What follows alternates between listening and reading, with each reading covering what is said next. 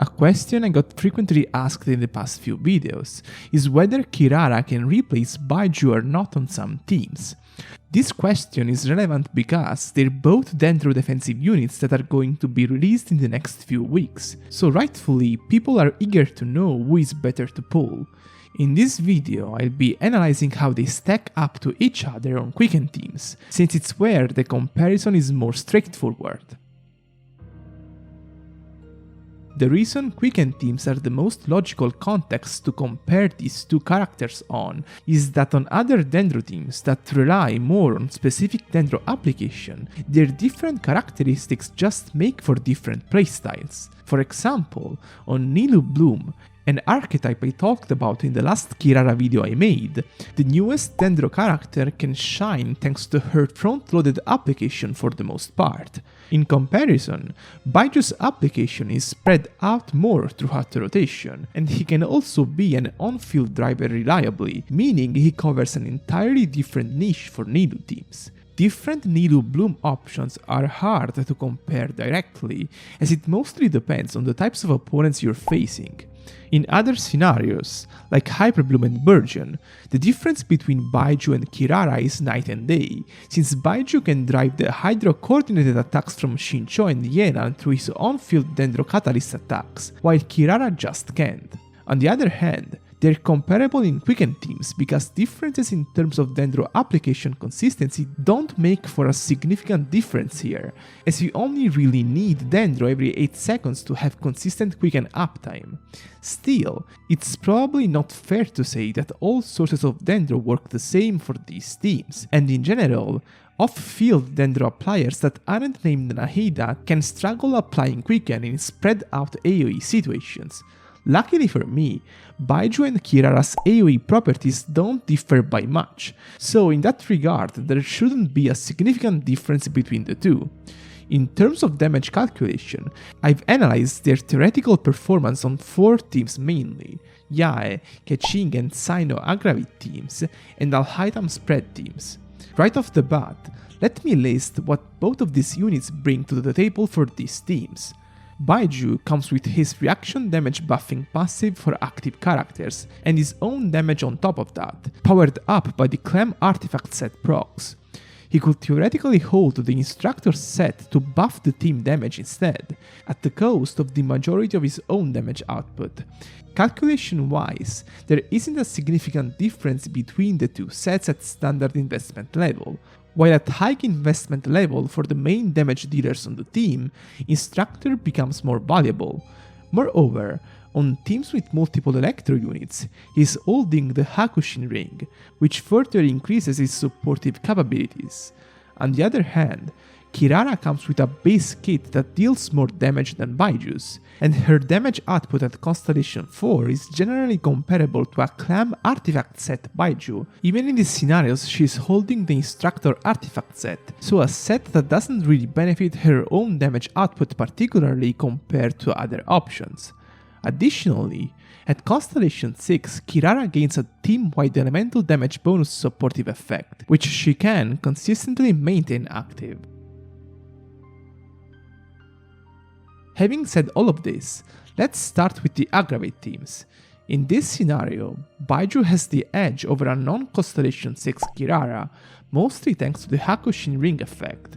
Without that weapon in the picture, their performances are rather similar. The difference becomes a bit larger on Cyno Quicken teams, where Kirara can't maintain full instructor set uptime, since she needs to swap in every 8 seconds to do that, something Cyno won't allow her to do due to his long on-field rotations.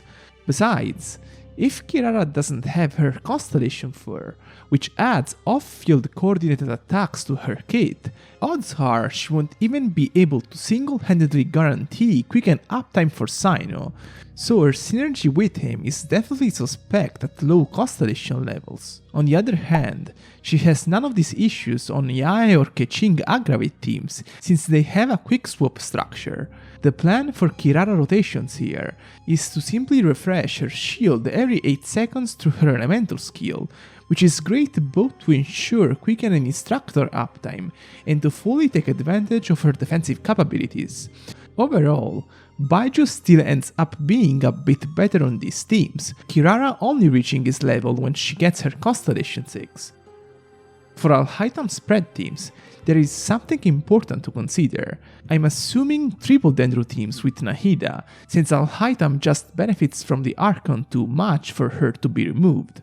It's important to note this, because on triple Dendro, Baizhu doesn't get to use Hakushin, so his advantages are more limited. In this scenario, Kirara actually has the edge at every constellation level. You could definitely argue her triple Dendro variant as the best Quicken Haitham variant. All around, Kirara can be sort of a side grade to Baizhu on Aggravate teams, with some restrictions regarding Cyno, and she can definitely be better for Haitham.